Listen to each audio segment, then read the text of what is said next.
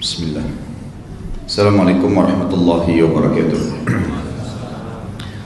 Alhamdulillah, kalimat yang tidak pernah henti-henti diucapkan oleh orang yang beriman kepada Allah subhanahu wa ta'ala, dan memang kalimat yang paling layak diucapkan oleh setiap makhluk, bukan hanya manusia, jin, hewan-hewan, tumbuh-tumbuhan. Karena memang la ilaha illallah, tidak ada pencipta yang berhak disembah kecuali Allah, dan seluruh makhluk mengetahui masalah itu kecuali pembangkang dari jin dan manusia. Juga kita senantiasa memanjatkan salawat dan taslim atas Nabi besar Muhammad sallallahu alaihi wasallam sebagai bentuk kepatuhan kepada Allah subhanahu wa ta'ala, dan juga sebagai rasa terima kasih kita kepada beliau yang telah berjuang 23 tahun, 13 tahun fase Mekah penuh dengan cobaan, cacian, hinaan, tuduhan bahwasanya beliau penyihir sallallahu alaihi wasallam. Kemudian beliau 10 tahun di Madinah menyempurnakan menerima hukum Allah subhanahu wa ta'ala. Fase Madinah di mana kita sudah tahu ayat-ayat Madaniyah semuanya turun berhubungan dengan masalah hukum-hukum syariat sampai agama ini sempurna, dan akhirnya sampailah agama yang mulia ini di saya dan anda semua. Maka kita sangat wajar mengucapkan as-salatu wa taslim kepada Nabi Muhammad sallallahu alaihi wasallam. Tentu teman-teman sekalian, juga alhamdulillah karena Allah mudahkan pertemuan kita yang ketiga ini dengan ihsan dan taufiknya, karena kita bisa diberikan oleh Allah kemudahan membahas di pertemuan pertama tentang sahabat yang mulia Abu Bakar radhiyallahu anhu, dan pertemuan yang kedua kita sempat membahas Umar bin Khattab radhiyallahu anhu. Dan kesempatan pagi ini semoga Allah memberkahi juga dan mengikhlaskan niat kita, serta menjadikan ini tambahan ilmu yang akan menambah iman, serta membuat atau mendongkrak amal soleh kita juga makin bertambah, dan juga dijadikan sebagai tambahan amal di timbangan kita pada hari kiamat nanti, membahas sahabat yang mulia Uthman bin Affan radhiyallahu anhu. Kita perlu tahu bahwasanya membahas orang-orang yang mulia seperti ini adalah membahas figur orang yang telah sempurna dari seluruh lini kehidupan. Sebagai seorang laki-laki yang menikah, Uthman bin Affan sebagaimana orang-orang yang sebelumnya Abu Umar dan Uthman dan Abu Bakar adalah orang-orang yang sempurna menjadi suami. Dalam rumah tangga mereka sangat luar biasa dalam memimpin rumah tangganya, tegas dalam keputusan hukum-hukum Allah, tegas dalam melarang keluarganya dalam melanggar agama-agama Allah. Mereka juga melakukan kesempurnaan agama, bukan hanya monogami tapi mereka berpoligami yang sempurna. Mereka juga memiliki keturunan-keturunan yang sangat luar biasa. Banyak di antara keturunan-keturunan mereka menjadi ulama dan juga menjadi orang-orang saleh, serta keturunan yang tidak sedikit jumlahnya, sehingga kaum muslimin bertambah. Kemudian mereka juga seorang pengusaha. Mereka orang-orang yang berhasil dari sisi bisnisnya. Lalu kenapa ada orang muslim yang masih berpatokan dengan orang-orang non-muslim? Sementara ada sejarah yang luar biasa dalam kehidupan kita yang sudah jelas-jelas melalui kita. Sebelumnya sukses dalam rumah tangganya, menjadi seorang suami, sukses menjadi ayah, sukses menjadi seorang pedagang, saudagar yang luar biasa. Mungkin kalau sekarang pun saya bisa mengatakan tidak ada muslim yang sekaya para sahabat ini. Sebagaimana akan kita jelaskan bagaimana luar biasanya kekayaan yang dimiliki oleh Uthman bin Affan, Abdurrahman bin Auf, dan banyak sahabat yang lain yang tidak terhitung kalau sekarang jumlahnya, sangat luar biasa. Dan itu akan kita lihat juga bagaimana peran mereka dalam berinfak di jalan Allah subhanahu wa ta'ala, sehingga harta tersebut makin banyak berkahnya. Juga kita lihat mereka sukses menjadi seorang pemimpin negara. Abu Bakar, Umar, Uthman radhiyallahu anhum ajma'in menjadi raja, khalifah.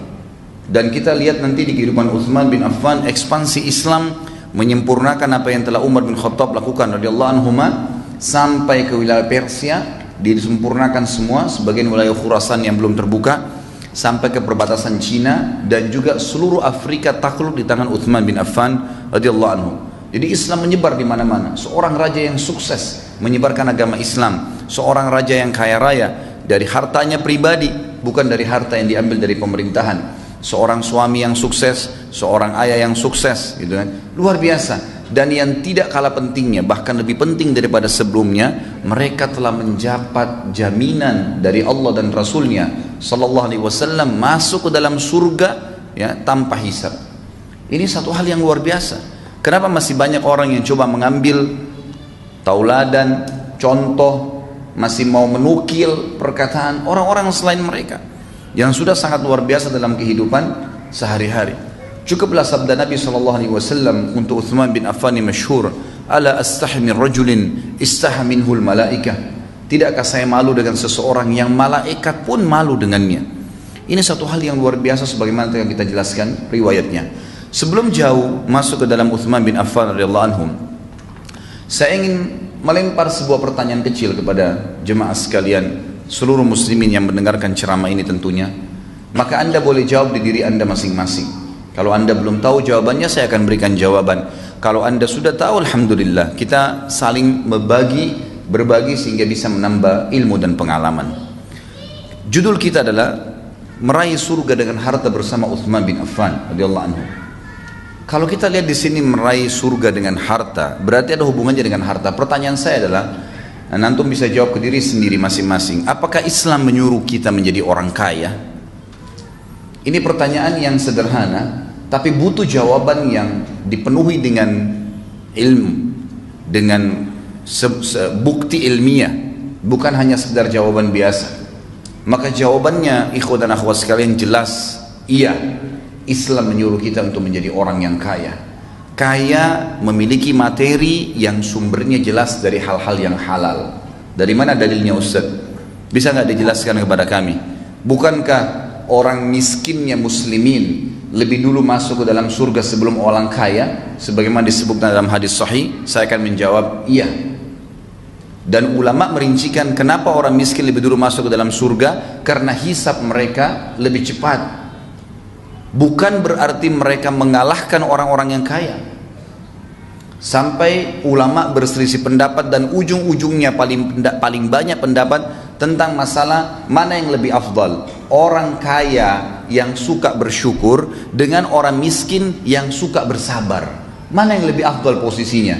Ujung-ujungnya adalah mereka menemukan ternyata orang yang kaya bersyukur lebih afdal daripada orang yang miskin sabar. Dua-duanya punya potensi, dua-duanya punya fadilah, tapi di sini ternyata ada hal yang luar biasa yang kadang-kadang luput dari kaum muslimin. Saya jelaskan beberapa dalil ikhwas sekalian. Tentu ini bukan menyalahkan teman-teman kita yang miskin, tidak. Karena Anda miskin pun bisa mengubah nasib. Karena miskin itu masuk dalam takdir ikhtiar. Masuk dalam takdir ikhtiar. Itu potensi. Allah berikan waktu kita sama semuanya. Ya, samanya itu adalah 24 jam, semua punya mata dua, punya kuping dua, tangannya dua, kakinya dua, semua punya potensi yang sama, waktunya sama-sama 24 jam, sama-sama lahir dari rahim seorang ibu. Kenapa kok ada orang yang maju dan ada orang yang tidak maju? Ini yang butuh kita ya korek. Apa kira-kira rahasianya? Apa kira-kira rahasianya? Ternyata dalam Islam banyak sekali dalil yang mendongkrak kita untuk menjadi orang yang sukses dunia dan juga akhirat. Saya angkat pertama misalnya dalilnya, ulama mengatakan rukun Islam itu ada 5, semuanya wajib. Tetapi 5 rukun Islam ini dari syahadat, salat, zakat, puasa Ramadan dan haji, semuanya wajib, cuma dibagi 3 lagi oleh para ulama. Yang pertama adalah wajib, tidak ada toleransi di situ, tampaknya pasti kafir. Itu adalah syahadat dan salat. Ini jelas, mutlak. Syahadat, tanpa syahadat seseorang itu dikatakan kafir. Dia tidak syahadat. Oleh syahadat dia jadi muslim, kecuali lahir dalam keadaan Islam, berarti dianggap sudah terwariskan dari orang tuanya, karena otomatis orang tuanya akan selalu mengajarkan kepadanya masalah syahadat.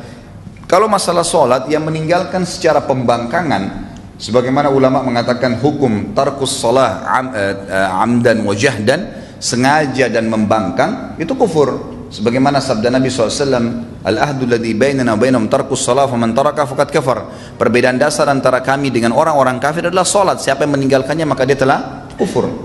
Yang kedua, ikhwan dan akhwat sekalian, rahiman rahimakumullah, adalah rukun Islam yang wajib tapi masih bisa diganti di waktu yang lain. Kalau orang itu punya udzur syar'i, puasa Ramadan. Kita tahu kalau orang musafir, sakit, wanita haid dan seterusnya, ada udzur syar'i masih bisa diganti, tapi harus diganti. Allah mengatakan dalam Al-Quran, a'udzubillahi minasyaitonirrajim fa'iddatu min ayyamin ukhra. Gantilah di hari-hari yang lain, ada toleransinya.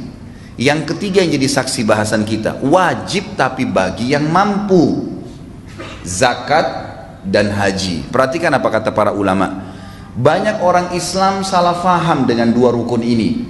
Pada saat mereka tidak punya pendapatan, mereka tidak capai nisab atau haul. Nah, nisab terutama secara khusus, masalah hartanya tidak mencapai 85 gram emas dalam 1 tahun masa penyimpanan harta, dia menganggap dirinya tidak akan pernah perlu memikirkan masalah rukun Islam ini. Nggak usah pikir zakat deh. Saya tiap tahun biar terima zakat saja.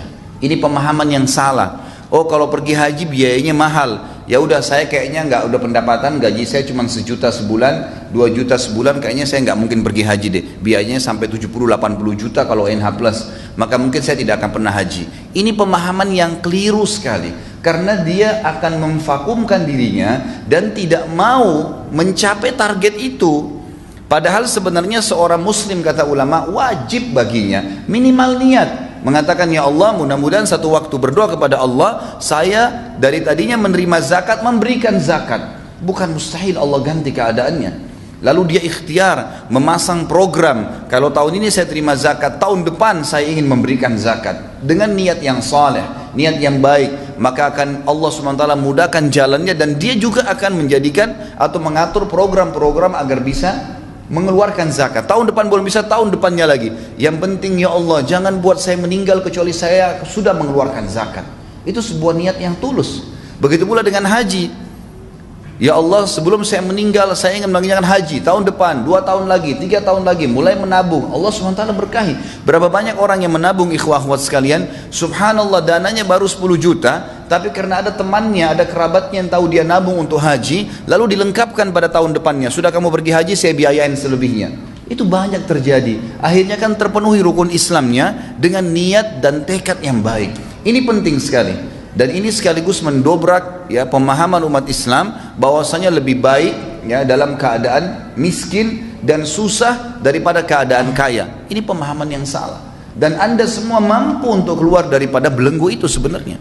Kaum muslimin, nanti akan kita lihat bagaimana keadaan para sahabat yang luar biasa, kehidupan mereka dipenuhi dengan ya kegemerlapan kekayaan dunia yang jelas sumber dari yang halal, dan juga bagaimana mereka melakukan atau mengeluarkan harta tersebut untuk ya agama ini dan untuk meraih surga dengan harta tadi.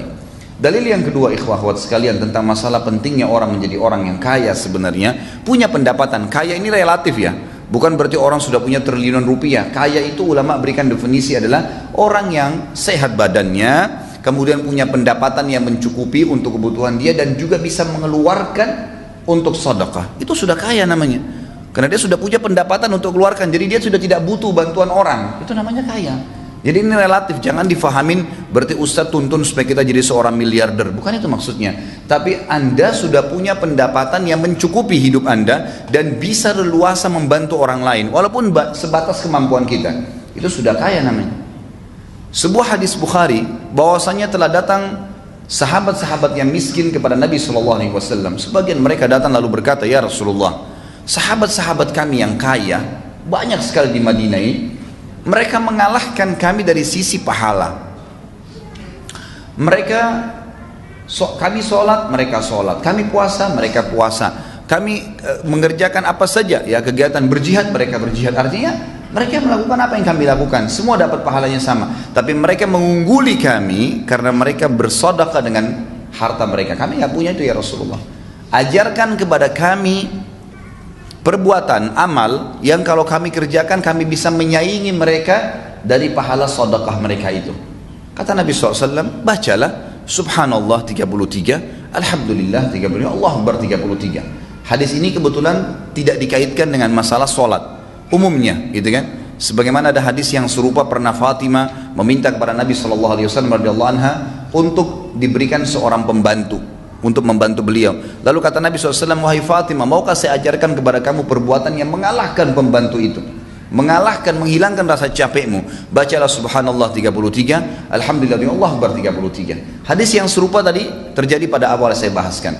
Maka sahabat-sahabat miskin ini pulang lalu mengamalkan. Tidak lama kemudian dalam hadis Bukhari dikatakan mereka datang kembali lalu berkata, ya Rasulullah, sahabat-sahabat kami yang kaya mendengarkan sabda Anda dan mengamalkan juga. Artinya apa? Mereka ngalahin kali, mereka mengalahkan lagi kami dari sisi pahala, karena zikir itu pun diamalin sama mereka. Apa jawaban Nabi SAW? Diberikan kiat yang lain, ya, diberikan ke jalan keluar yang lain seperti tadi diajarkan zikir itu. Jawaban Nabi SAW sederhana, memotivasi sahabat yang miskin, dzalika fadlullahi yu'tihi man yasha. Itu karunia Allah yang Allah kasih kepada siapa yang Dia mau. Maksudnya teman-teman sekalian, mintalah kalian kepada Allah agar bisa bersama-sama dengan orang-orang yang kaya itu. Coba cari karunia-Nya Allah Subhanahu wa taala, jangan vakum, bergerak. Dalam pepatah bahasa Arab dikatakan fa inna harakat barakah, fa inna fi harakatin barakah. Setiap gerak upaya Allah akan nilai dan Allah akan berikan berkah. Yang salah kalau seorang muslim vakum, bahkan kadang-kadang subhanallah kerja di sebuah tempat yang haram, lalu mengatakan saya mau makan apa ya kalau saya keluar dari sini. Subhanal Khaliq. Lalu anda waktu di rahim ibu anda selama 9 bulan pernah berpikir nggak makan dari mana? Ibu kita setengah mati ngunyah makanan, lalu kita mengambil saripatinya. Dia setengah mati minum yang bergizi, ya, yang bernutrisi tinggi dan seterusnya. Kita cuma ambil saripatinya. 9 bulan kita nggak pernah pikir makan dari mana. Waktu kita masa anak-anak, belasan tahun, bahkan mungkin anda sampai SMP, SMA, itu anda tidak pernah berpikir dari mana orang tua kita dapat uang. Kita cuma tahu butuh bayar ini, butuh beli ini dan seterusnya. Cuma mengeluh saja dan dibelikan. Dari mana anda pernah berpikirkah dari mana uangnya? Kita makan terus bertahun-tahun. Kenapa setelah 2 tahun, 3 tahun kerja di sebuah instansi yang haram secara agama, konsekuensi tanggung jawabnya besar hari kiamat, lalu anda mengatakan kalau saya keluar saya mau kerja di mana? Subhanallah. Dulu masih bayi, belum punya titel sarjana, tidak pernah takut. Sekarang sudah sarjana ketakutan. Mana iman dan amal saleh kita? Mana keyakinan kepada Allah Subhanahu wa taala? Maka ini harus difahami ikhwan dan akhwat sekalian, bahwasanya Allah Azza wa Jalla akan, ya, menentukan dan memastikan janjinya sebagaimana Allah berfirman, a'udzubillahi minasyaitonirrajim, innallaha la yughayyiru ma biqaumin hatta yughayyiru ma bi anfusihim. Allah enggak akan ubah keadaan satu kaum sampai mereka sendiri mengubah diri mereka. Harus berupaya, berusaha, baru Allah keluarkan, gitu kan? Orang sakit, kata ulama, lebih cepat sembuh dengan dia ikhtiar. Coba tanya, konsultasi sama dokter, minum obat, ikhtiar bertanya, daripada orang yang vakum duduk tidur nanti sembuh sendiri, gitu kan? Pasti berbeda. Maka harus seseorang itu bergerak di dalam agama Islam. Ini jelas sekali. Ini jelas sekali. Baik, contoh yang ketiga, secara rasional saja saya kasih. Masjid ini sekarang, saya ceramah, antum dengar. Kita semua insya Allah dapat pahala kalau ikhlas kepada Allah Subhanahu Wa Taala. Dan semoga Allah tanamkan dalam hati kita keikhlasan itu. Hadir di masjid, sholat tahiyat masjid, kita nunggu antara sholat dengan sholat. Ini juga termasuk insya Allah sampai duhur nanti. Kemudian hadir di majelis ilmu. Banyak sekali fadilah yang kita dapatkan nih. Saya sering kasih contoh di pengajian saya teman-teman sekalian. Kalau saya sholat, lalu teman saya juga di sebelah sholat, saya mengajak dia, tadi dia nggak sholat, saya panggil, ayo sholat ya, dia sholat. Saya dapat pahala, misal contoh saja dikasih pahala sama Allah 100. Dia juga dapat pahala 100 karena dia sholat, gitu kan? Dua-dua dapat pahala. Tapi saya karena mengajak dia dikasih pahala sama Allah 100 persis pahala dia tanpa dikurangin dari pahala dia. Plus bonus, saya dapat 200 karena ngajak orang. Tapi pernah gak kita berpikir bahwasanya orang yang bangun masjid ini panen pahala semua orang yang sholat? Artinya dari mana orang bisa bangun masjid? Dari harta, ikhwah akhwat sekalian. Harus punya uang, harus punya pendapatan, tapi pendapatannya sumbernya halal, keluarnya jelas kemana, bukan dipakai foya-foya. Bangun masjid. Sabda Nabi SAW dalam hadis sahih dikatakan, man bana baitan lillah, bana Allahu lahu baitan fil jannah. Siapa yang bangun di muka bumi rumah untuk Allah, masjid, Allah akan bangunkan baginya istana di surga. Oh Ustaz, saya nggak mampu bangun satu masjid, nggak masalah. Ada hadis lain yang mengatakan siapa yang membangun rumah Allah di muka bumi sebesar cakaran kaki burung di tanah, semampu kita cuma ikutkan 10.000 rupiah, 100.000 rupiah, digabung dengan pembelian semen dan batu bata dan seterusnya, maka Allah akan bangunkan baginya istana di surga. Jadi beda, orang yang menggunakan harta itu besar sekali. Besar sekali gitu kan, dia akan dapatkan pahala. Bayangkan kalau masjid ini menampung 1.000 orang misalnya, atau 2.000 orang, setiap orang yang sholat berapa banyak pahala yang didapatkan. Sementara tadi saya kalau ngajak teman saya 1 orang, saya sudah dapat pahala dia. Bagaimana dengan orang yang bangun masjid ini? Rumah anak yatim, perbaikan jalan, banyak sekali kegiatan-kegiatan sosial, mencetak Al-Quran, kan? Belum lagi kalau kita bicara jihad di jalan Allah Subhanahu wa taala. Dan ini peran yang paling besar dari Uthman bin Affan yang akhirnya membeli surga dengan hartanya. Karena beliau luar biasa dalam menginfakkan hartanya, dan subhanallah, kata kuncinya di sini, Uthman bin Affan tidak punya ijazah dari Amerika ekonomi. Uthman bin Affan tidak paham komputer di zaman dulu. Uthman bin Affan radhiyallahu anhu adalah seorang yang lahir dari Mekah, belum bisa membaca dan menulis. Karena masyarakat Mekah itu tidak bisa membaca dan menulis. Tapi kita lihat nanti bagaimana kekayaan yang Allah Azza wa Jalla bukakan karena satu kata kuncinya, sumbernya halal, kemudian rajin berinfak. Itu dibukain sama Allah Subhanahu wa taala. Berapa banyak orang yang punya ijazah S1, S2, S3, profesor, biasa saja keadaannya. Berapa banyak orang yang punya perusahaan banyak, besar, mobilnya mewah, tapi pada saat meninggal ternyata utangnya lebih besar daripada asetnya karena terlibat dalam masalah ribawi. Apakah ini dianggap prestasi dunia, ikhwan dan akhwat sekalian? Atau seseorang yang dasarnya memang tidak punya ijazah? Bukan saya katakan Anda vakum, jangan cari ijazah, bukan. Saya ingin membuka wacana, ternyata bukan ijazah yang mendatangkan sebuah rezeki, tapi kita keyakinan kepada Allah Subhanahu wa taala sebagai pemberi rezeki yang akan membuka itu, yang akan Allah Subhanahu wa taala berikan kepada kita. Sumbernya jelas, halal, dan dikeluarkan di jalan Allah, rajin mengeluarkan jalan Allah. Kita yakin titipan dari Allah, maka secara otomatis Allah akan limpahkan ya apa yang sebenarnya kita minta. Inilah yang akan kita pelajari dari figur Uthman bin Affan, seorang yang luar biasa. Allah Azza wa Jalla menyempurnakan, ya kata penulis buku di sini, kalau teman-teman yang belum punya buku bisa mengambil atau membelinya di depan. Di sini ditulis oleh penulis, beliau mengatakan dia adalah Dzun Nurain, dua orang yang ada seseorang yang mendapatkan dua cahaya. Ini sebab beliau menikahi dua anak Nabi SAW yang akan kita jelaskan nanti. Beliau mengatakan seorang laki-laki apabila kita menelusuri jalan kehidupannya, niscaya kita akan menghirup semerbak wanginya sifat malu, tawadhu, merendah, kedermawanan, kemurahan hati, dan rasa takut kepada Allah Azza wa Jalla. Dan beliau mengatakan juga pada zaman jahiliyah, Uthman bin Affan radhiyallahu anhu termasuk orang-orang yang terbaik di kaumnya. Sangat baik akhlaknya, dihormatin, hartawan, tawadhu, pemalu, dan kata-katanya selalu santun, sehingga kaumnya sangat menyintai dan menghormatinya. Dia juga di zaman jahiliyah, subhanallah, tidak pernah sujud ya kepada berhala sama sekali, dan tidak pernah melakukan perbuatan keji dan menzalimi orang lain. Dan sekian banyak kisah-kisah atau riwayat yang berhubungan dengan masalah kelebihan Uthman bin Affan yang akan kita lebih paparkan di kedepannya nanti insyaallah. Uthman bin Affan adalah seorang sahabat yang lahir 6 tahun setelah kejadian Ashabul Fil. Ashabul Fil, Nabi SAW lahir pada saat tahun Fil, tahun gajah itu ya, surah Fil. Uthman bin Affan lahir 6 tahun setelah itu, berarti perbedaan umurnya dengan Nabi SAW adalah 6 tahun. Beliau bernama Uthman bin Affan bin Abil As bin Umayyah bin Abdus Syams. Uthman bin Affan bin Abil As bin Umayyah bin Abdus Syam bin Abdul Manaf.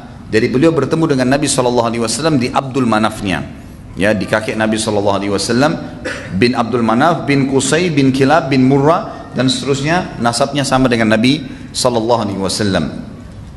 Beliau memiliki kunyah, julukan yang biasa dipanggil, dan ini sunnah ya. Kalau seseorang memiliki anak laki-laki, maka dia memberikan namanya atau julukannya bernama Abu Fulan. Kebetulan anak pertama bernama Amr, maka dikatakan Abu Amr. Dan beliau juga memiliki julukan yang lain adalah Dzun Nurain. Dan dinukil dalam banyak riwayat yang sahih bahwasanya sebab diberikan nama Dzun Nurain ini karena beliau menikah dengan dua anak Nabi SAW. Yang pertama Ruqayyah, dan Ruqayyah ini perlu teman-teman tahu adalah seorang anak Nabi SAW yang dulunya menikah dengan sepupunya sendiri, namanya Utbah bin Abi Lahab. Tahu Abi Lahab kan tentunya, Abu Lahab ya. Abu Lahab itu paman kandung Nabi SAW dan punya anak laki-laki namanya Utbah bin Abi Lahab. Anak ini tadinya baik gitu kan, dan akhirnya Nabi SAW waktu belum diutus menjadi Nabi menikahkan Ruqayyah dengan Utbah bin Abi Lahab ini. Tapi dengan berjalannya waktu gitu kan, Nabi SAW berbaisan dengan pamannya sendiri, maka terjadilah pemahaman-pemahaman seringkali terjadi dalam rumah tangga. Kadang-kadang kita lihat kalau tidak beriman kepada Allah Subhanahu wa taala, maka umumnya baisan sama besan ini ya saling pemahamannya keliru, salah faham. Abu Lahab ini sering merasa tetap posisinya sebagai paman. Walaupun Nabi SAW sudah menjadi besannya, Nabi SAW sudah dewasa dan punya anak pada saat itu, dia selalu merasa ingin lebih dari Nabi SAW. Itulah Abu Lahab.